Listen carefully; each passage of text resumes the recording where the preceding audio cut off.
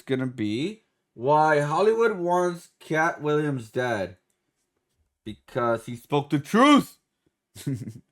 he spoke about the diddler. Yo, guys, before we begin the video, I just want to let you guys know this is what we worked on today. We also worked on Spider-Man, but I'm not done with that one yet. And also, a bit warning, I forgot to switch a scene back where I did a full screen of the video for the reaction instead of drawing and reacting, I guess you could say. I forgot to change it back. That was my bad. But it doesn't happen until like later on in the video, so but yeah, if you guys want to put a hate comment, it is what it is. What's calling it now?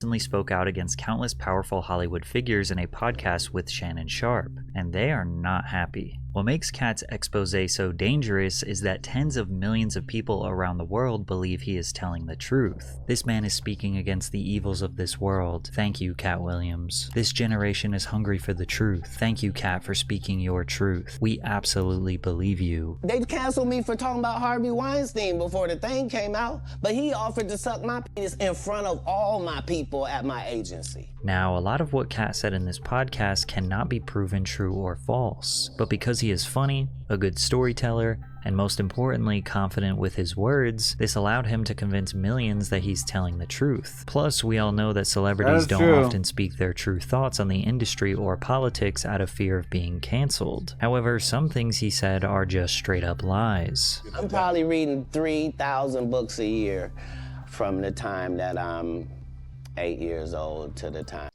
Yeah, Katt, like, the crazy thing about Katt Williams, he's a pathological liar, but everything he says, like, you have to, like, puzzle, like, break everything he says and figure out which is true and which is not true. You know what I mean? Like a puzzle. That's, like, the whole thing about Katt Williams. Like, you have to, like, break it down. Like, okay, yeah, this totally BS. Him reading, like, a 3,000 books. Hell no. Like, there's no way in hell. Like, that's like, if you're reading that much books, that's like your only job then. You know what I mean? Like, that's like your job is to read books. Yo, what up, Sensetta? So that obviously that's a lie, but then like it gets like the other ones are like, is that a lie? You know? I'm that I'm 12. My next project was to read the whole encyclopedia set. So when you're like 6, 7 years old, you read the whole encyclopedia set, you think you're one of the smartest people in the world. So apparently Katt read the entire encyclopedia and read 8 non-fiction books every single day from age 8 to age 12. This is impossible, and it's a lie. Throughout this entire podcast, Katt slipped in bold-faced lies which massively contradicts his preaches of spreading the truth. Nobody knows why liars lie, and that's why I had to come on the program. Katt exists in this middle ground where nobody can really determine if he is telling the truth, if he is lying, if he's telling a joke, if he's on drugs, if he has a mental illness, or if he is clearly exposing the dark and sinister nature of Hollywood. So today, I am going to give you as much context as possible so you can make that decision for yourself, starting with his earliest introduction to Hollywood on the set of his very first movie, Friday After Next, where Katt played the role of Money Mike. But in the script, Katt alleged that Money Mike was originally supposed to be violently assaulted. The truth of the matter is, the Money Mike in the original script got raped in the bathroom. Katt Williams had to take the risk in front of the studios and the cast and our powers that be in his very first movie and say respectfully, he kind of did, didn't he? I mean, that was implied. Oh, no. He was going to get assaulted in the bathroom, but he got pliers and crushed the nuts of the guy.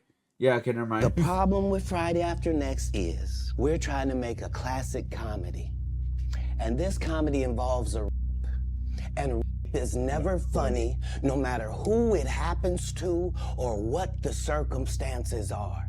If you would allow me to allow us to do this movie without a black man getting ripped in it, I promise you that it will be twice as funny. Ice Cube, who wrote, produced, and acted in the film, denied these allegations. Second thing I want to clear up, it was never, I would never shoot a scene in a movie, especially like Friday, where you actually see this happening on camera. That ain't my style. If you check out any of my movies, Yeah, that doesn't make raunchy. sense. But it's because Katt said things like this throughout his interview caused fans to cast doubt on anyone who denied his claims. These people are not powerful. Satan can't create anything. That includes. But yeah. The weird thing about Friday is like he never pushed it. Like if you look at all Ice Cube movies, he makes a lot of jokes, but he never crosses the boundaries or like a certain line, right? Because like in the Friday After film, like I said, like in the bathroom scene where he got like knocked out, whatever.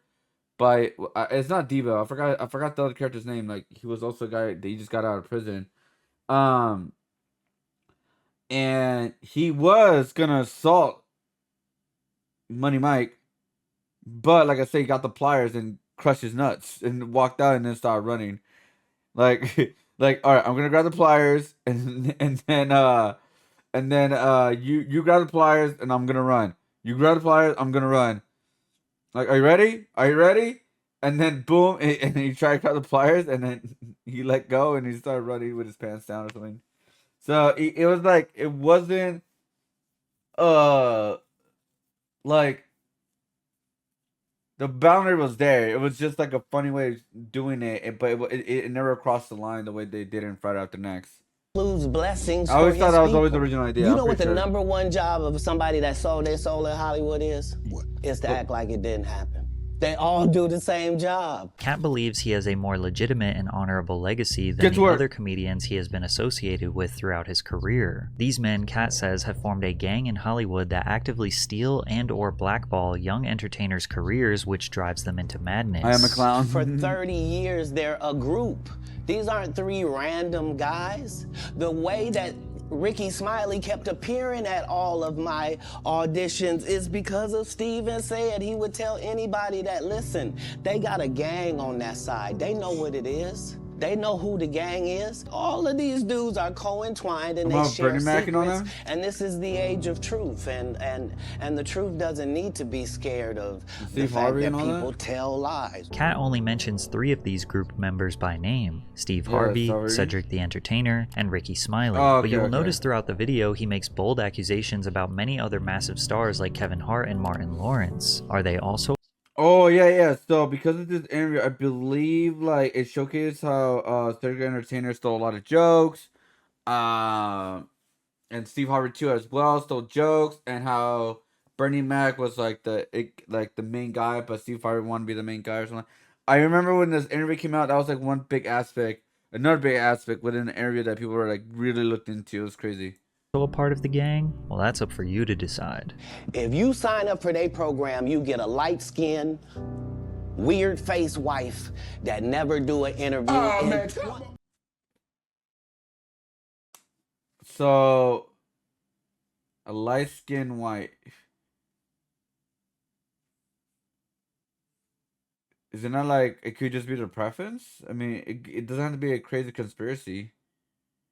See, this is what like kind of what Katt Williams like reminds me of one of those people that I used to be in high school, where you thought everything was a conspiracy. You thought everything was had more of a deeper meaning than what it actually is.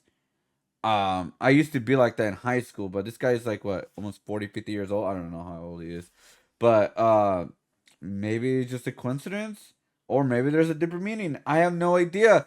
Anyways, let's start with Katt's claims Like, that I don't Cedric know. the Entertainer and Steve Harvey stole his material. It could be weird, I don't but know, first, but I'm going I to steal don't your think so. attention for just a minute to tell you about today's sponsor. Have you ever Googled your name and seen yourself on one of those strange sites? Oh, the records thing? Yeah, I erased my stuff. I am nowhere near. No, I'm just kidding. I don't know. But yeah, I don't know.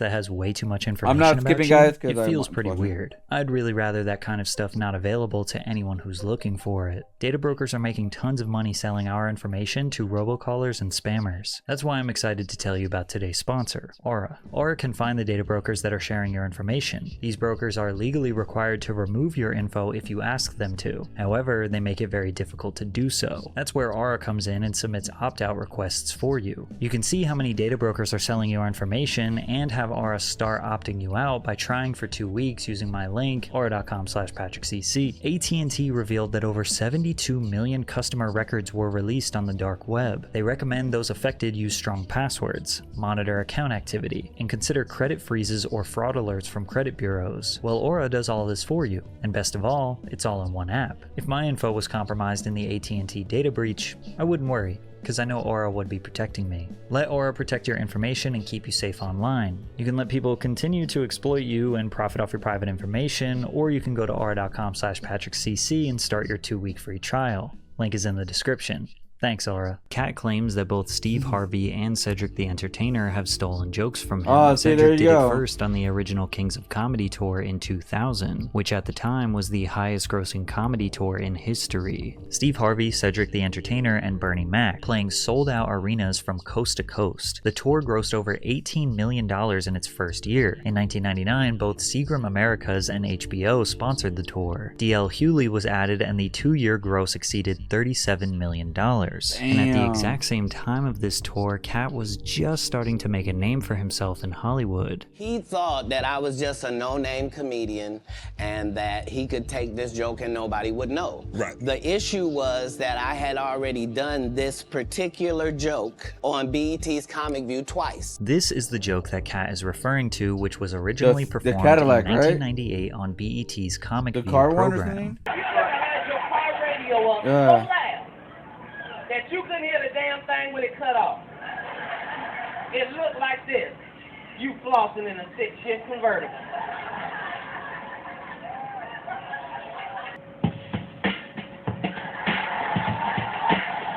Using physical comedy, Katt mimics someone trying to assess why their car just broke down while the music is blasting. The alleged theft came from Cedric the Entertainer 2 years later on the original Kings of Comedy tour, which was in 2000. The premise of Cedric's joke was that white people are obsessed with the moon and space. He says black people are not, but if they gotta go to space, then they would drive the spaceship like this. We'd drive a space shuttle like it's a 72 deuce and a quarter. Nigga, we get us a cigarette, nigga, we be in a space shuttle, nigga, like it's a 72 deuce, nigga, we get us.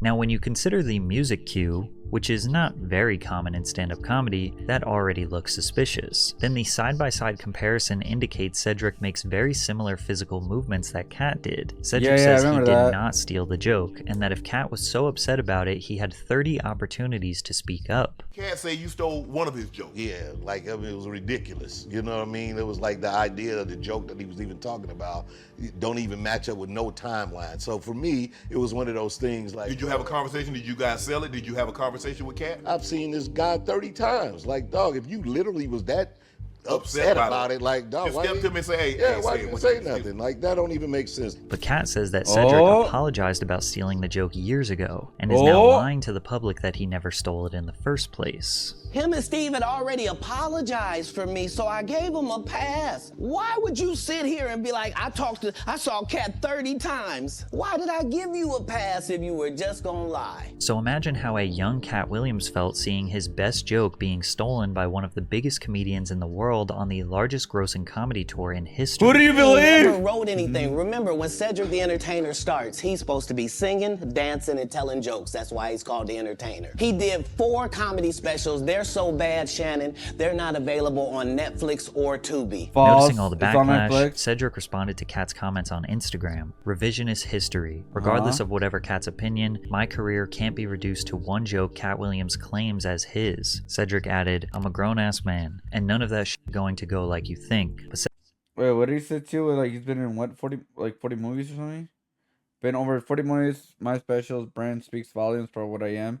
The people I had to put on, including Katt in the hat and the Gibson amphitheater. As his. Cedric added, I'm a grown-ass man, and none of that shit going to go like you think. But Cedric isn't the only one that stole Katt's material. Steve Harvey's theft of Katt's jokes is arguably much worse. At the 2005 BET Comedy Awards, Steve Harvey introduced a hot upcoming comedian to the stage by the name of Katt Williams. Katt hit the stage and absolutely dominated the crowd with his joke about gas prices. Because the world is crazy right now. What is gas? $600 a damn gallon right now? I don't care how much money money you got, gas is entirely too high.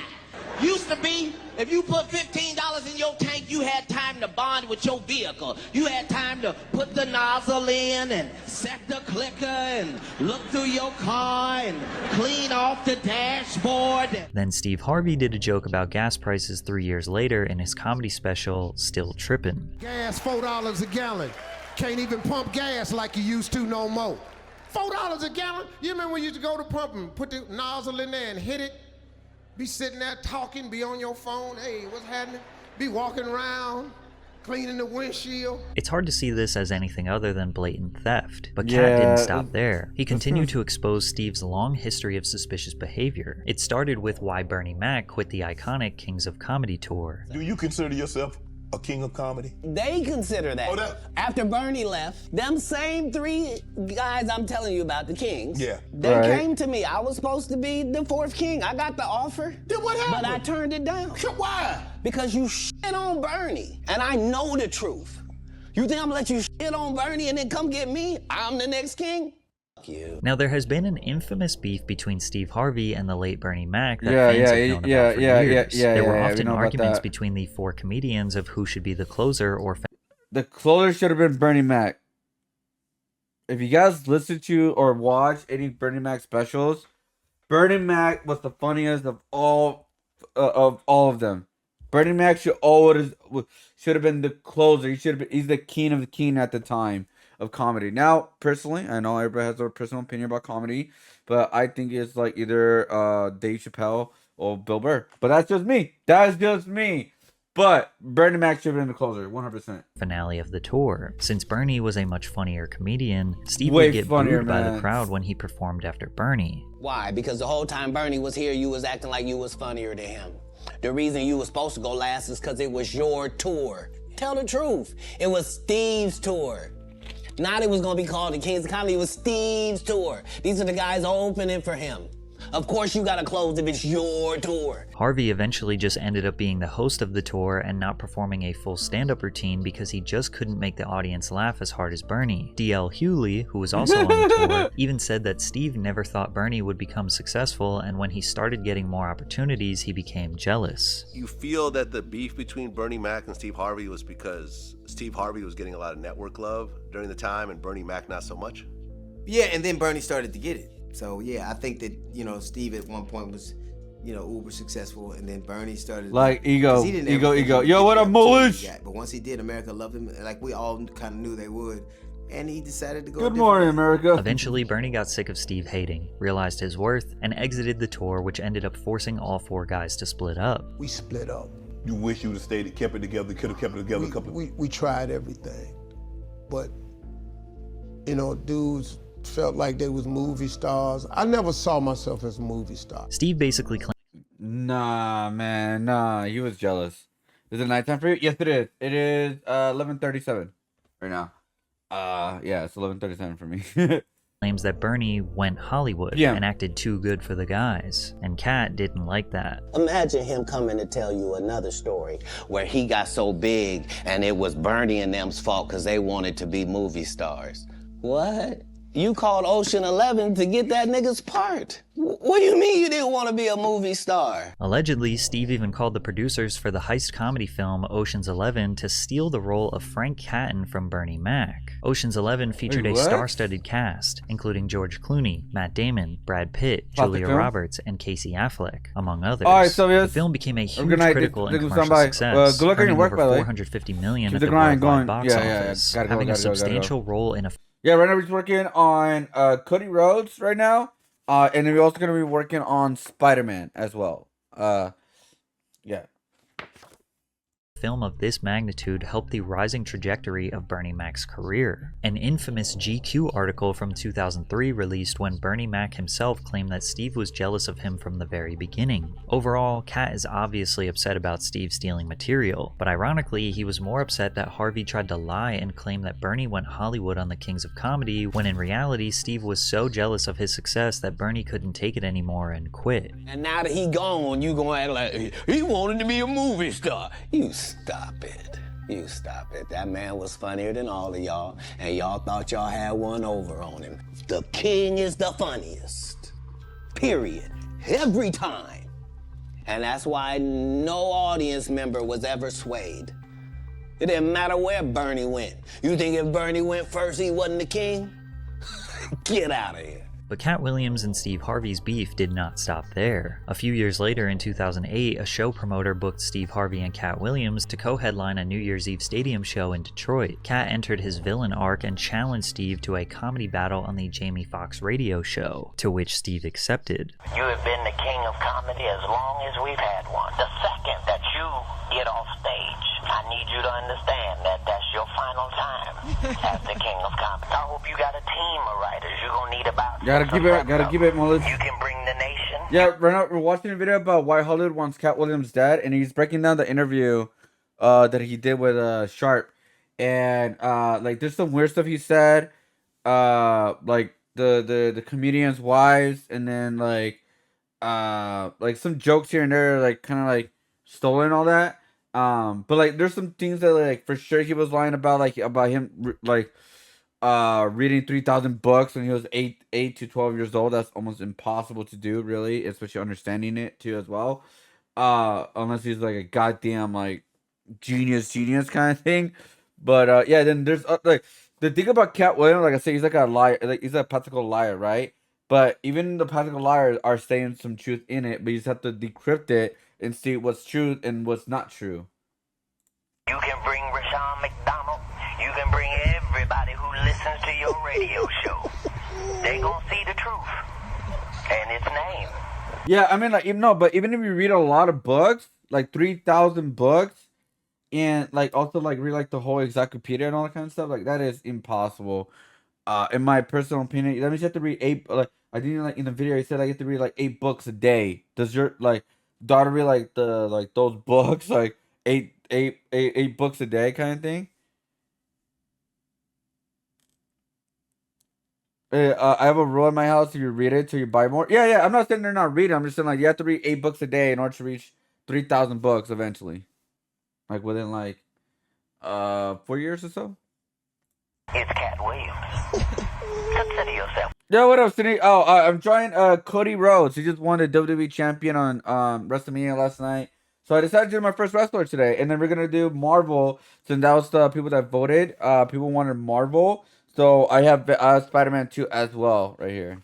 But that's actually a really good thing, by the way, Mulish. I'm happy that you have that rule, by the way, because more people should be reading instead of being on their phone or computer. Let's be honest. What was supposed to be just a comedy show is now some sort of 1v1 battle dubbed the Championship of Comedy. And Steve responded with this. I'm not saying he's in trouble, but I'm saying this right here, Jamie. A dog don't bark at parked cars. Basically, Steve's analogy was that he shouldn't respond to Katt Williams because he is too famous and successful. So on New Year's Eve, Steve got on the stage and never addressed or made fun of Katt. That was a big mistake. Please give it up for Steve Harvey one time. Give it up for Steve Harvey. He's an excellent comedian, but he don't want no parts of this in any way, shape, form, or fashion. I don't know why he came out here with all this money y'all spent on them motherfucking tickets and talked about a lady in the audience for 15 goddamn minutes. That nigga should have talked about me the way I've been to talk about his bitch man. Bro.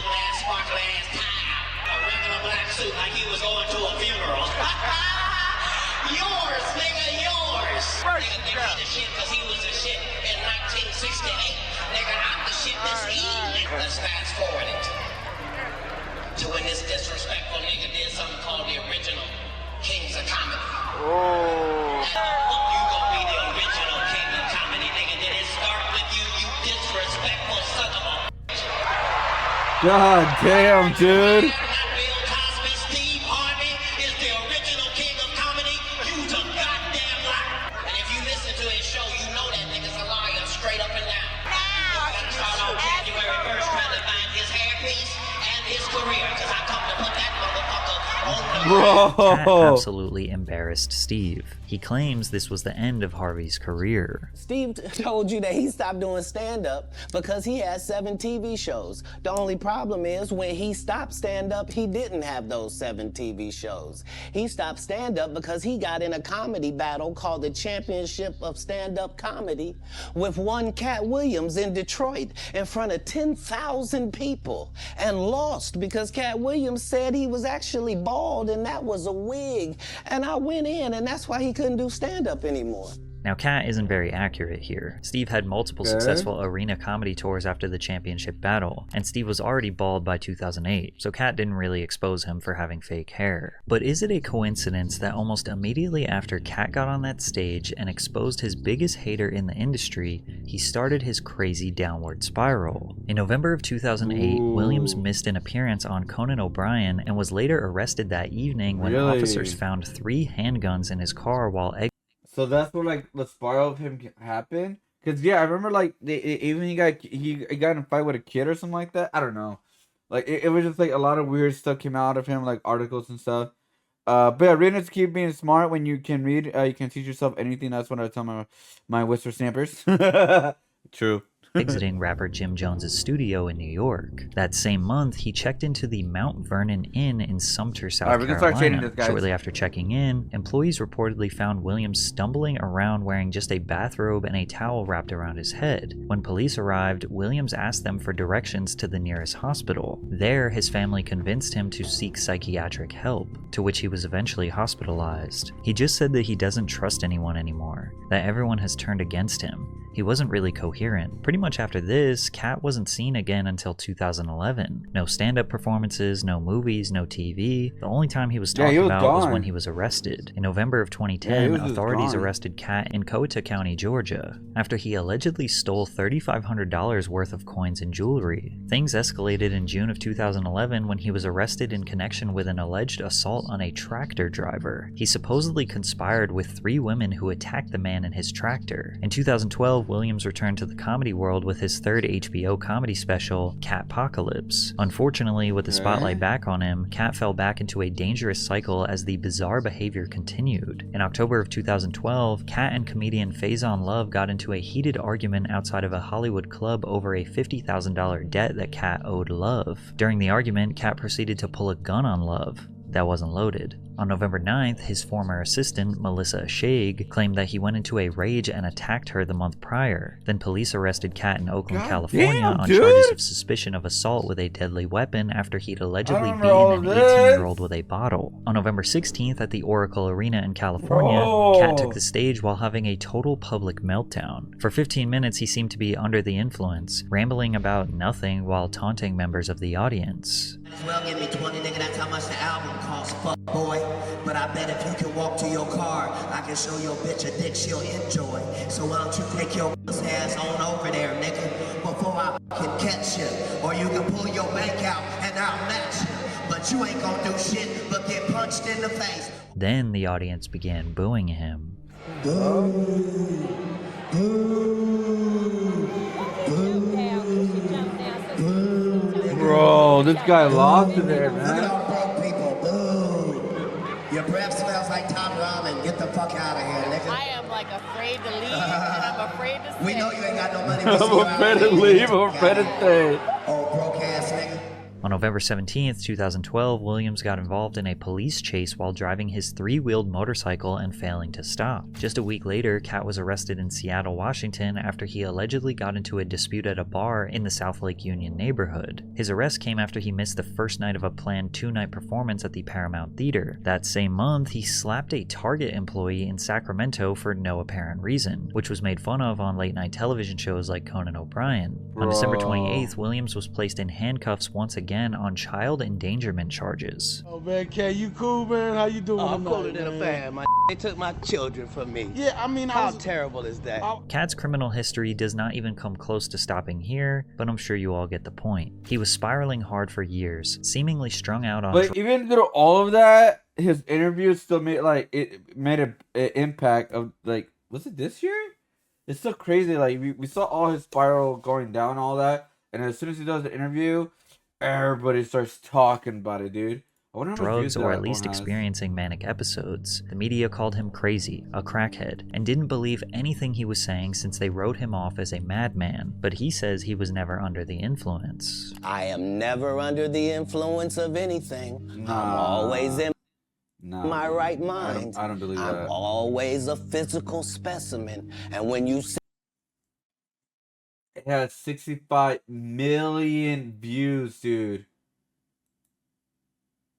It was 3 months ago. That has 65 million views on his video. Everything else not even comes close to that yet. Let me see the popular. Yeah. Yo, they would follow! Thank you. Appreciate it. How you doing? I still gotta fix that thing, man. I don't know why my freaking I gotta make the banana smaller. But yeah, his most popular video is Katt Williams, 65 million. His second most popular video, 14 million. Bro, like his interview literally is the top of the of Club Shay Shay's channel right now. Look at this. It is literally the biggest one right now. Monique is second. Monique got a little bit. Monique got like a crazy big ego eventually because she thought she deserved as much money as Dave Chappelle, but that's like obviously very wrong because Dave Chappelle is like way more funnier and more credibility in comedy than Monique. So yeah, like I don't know, that was a whole thing right there, but yeah, even a clip from Katt Williams is the 8.5, and it beat a lot of like the interviews with other people. Look at that, Katt Williams is still like 4.9 for another clip about Diddy, Harvey Weinstein, R. Kelly, Michael Jackson. Bro, like, yeah, this interview literally put him in the map. Like, Shay. I mean, he was making good numbers, don't get me wrong. But, like, yeah, this right here, the 2 hour, bro, made him so much goddamn money, man. Insane, dude. Insane, man. see me, I'm much, much bigger than you had thought.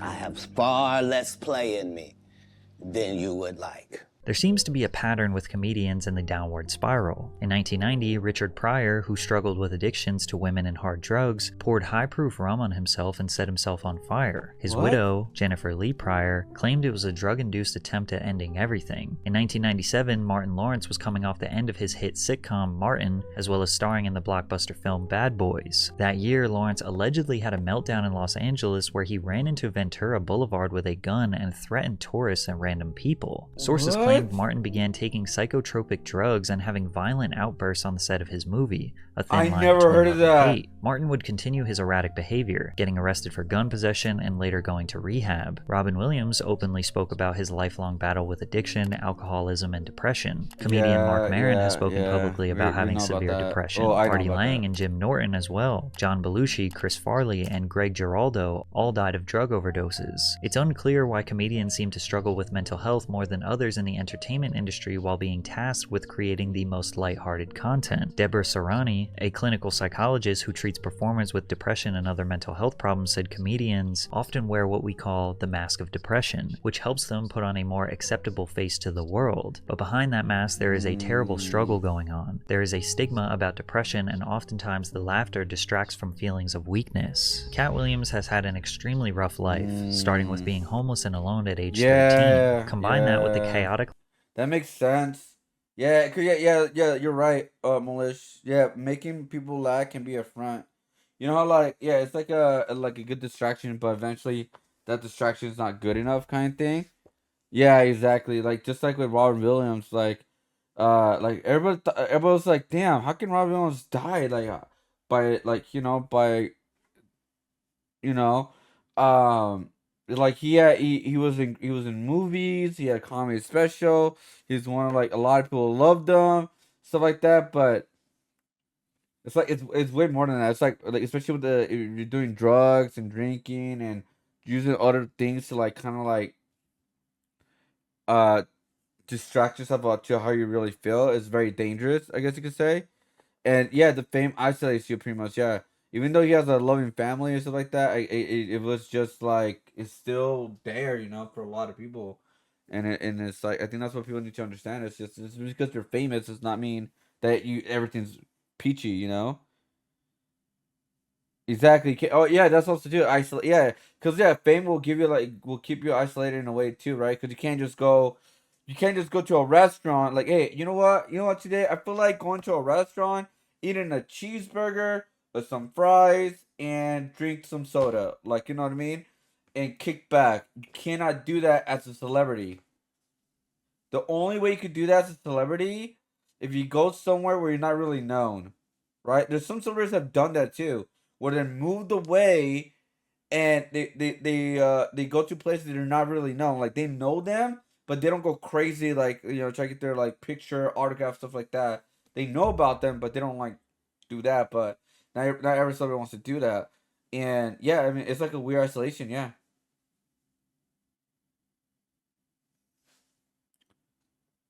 Oh yeah, Keanu Reeves. Yeah, I mean, I think like nobody really bothers Keanu Reeves, right?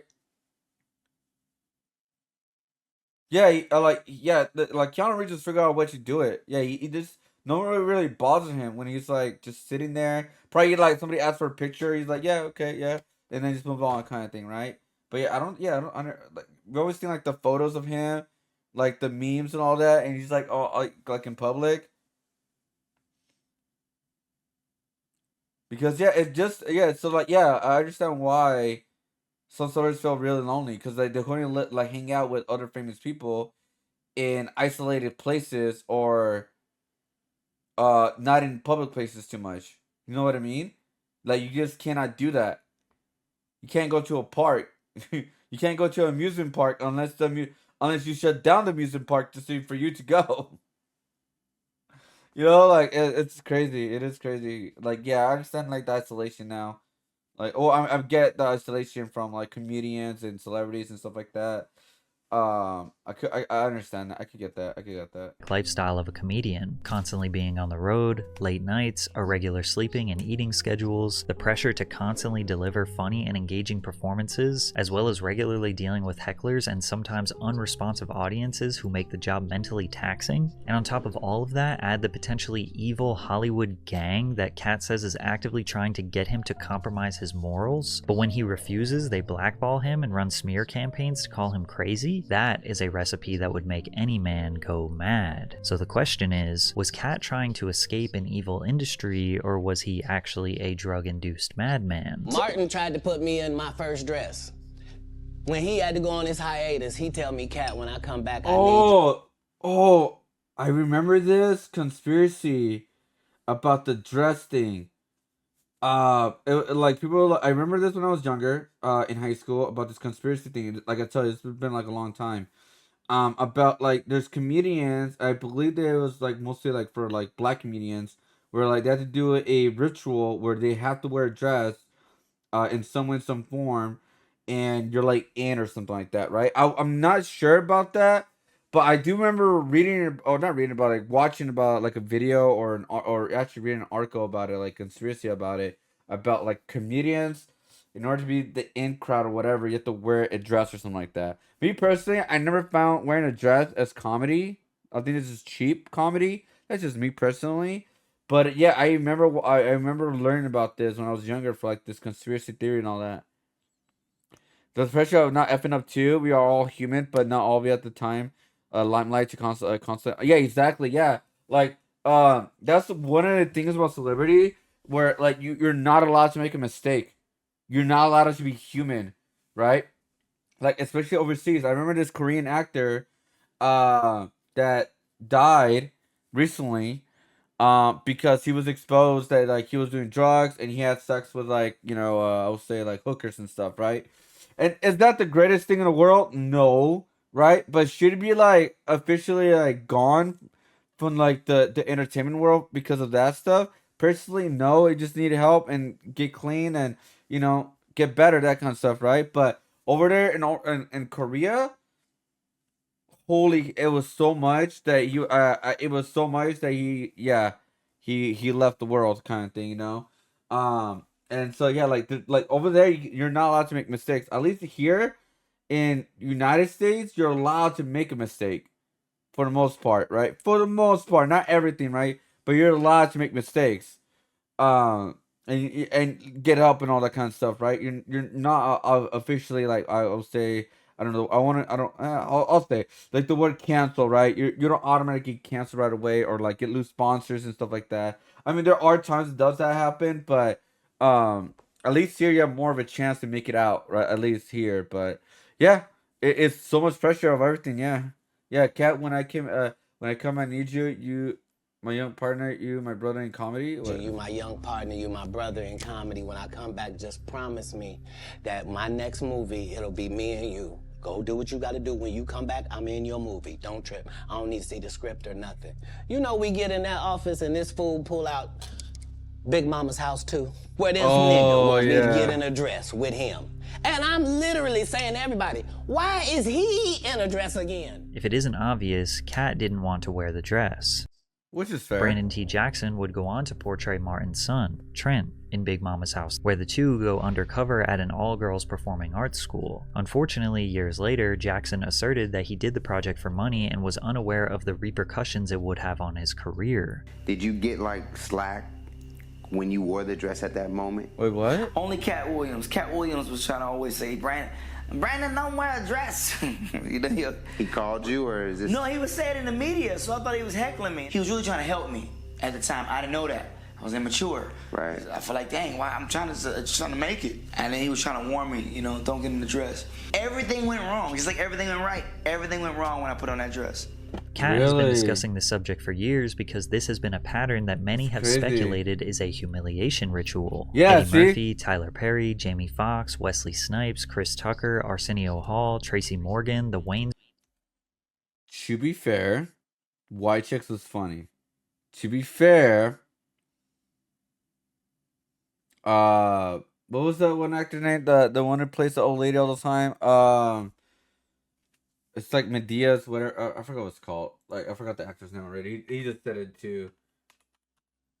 What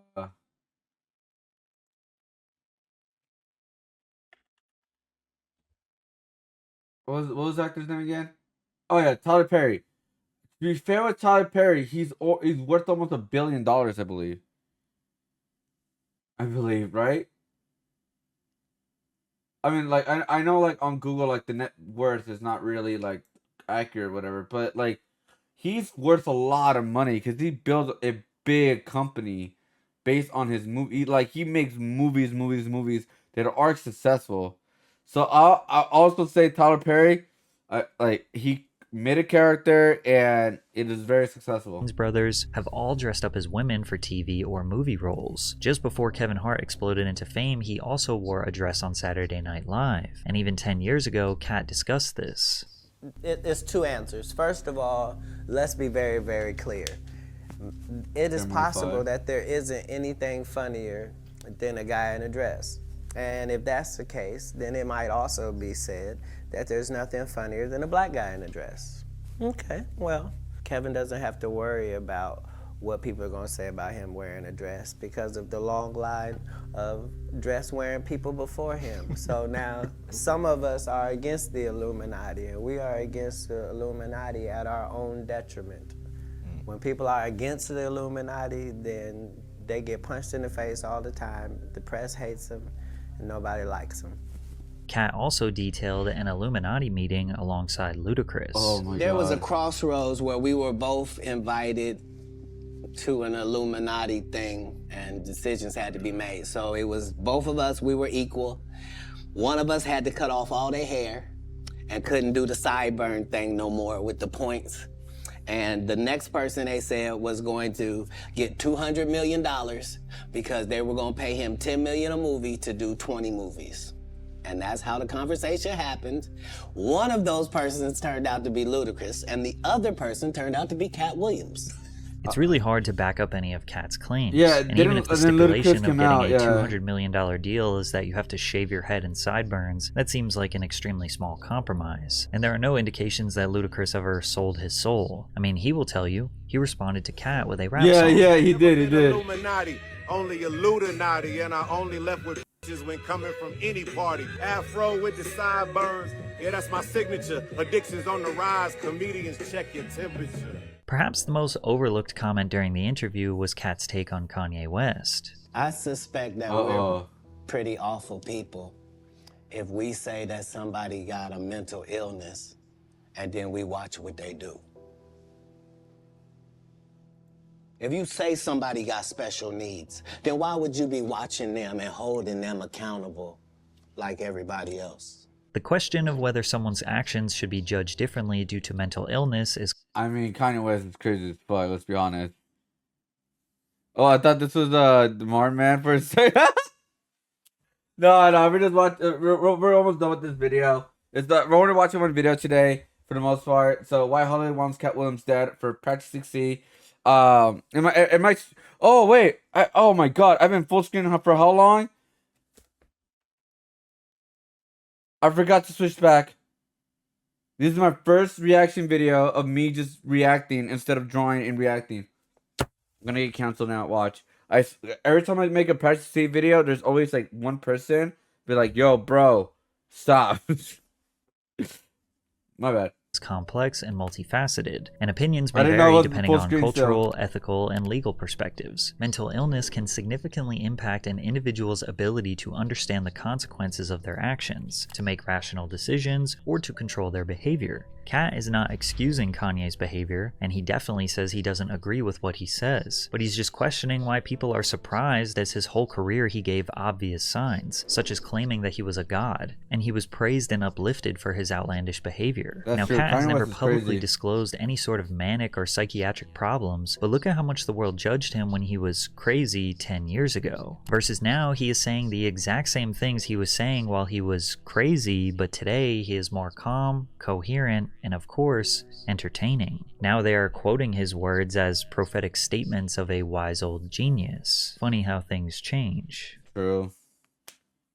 I mean, hold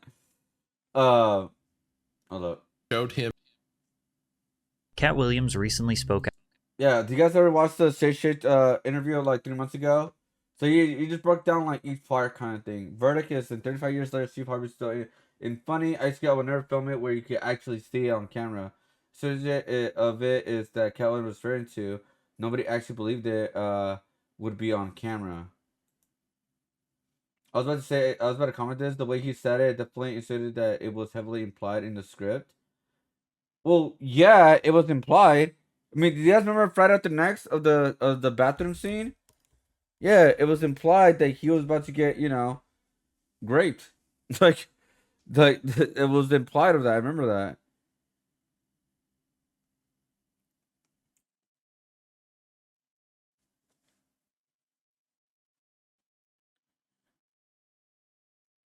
Almost assassinated from roasting a radio host.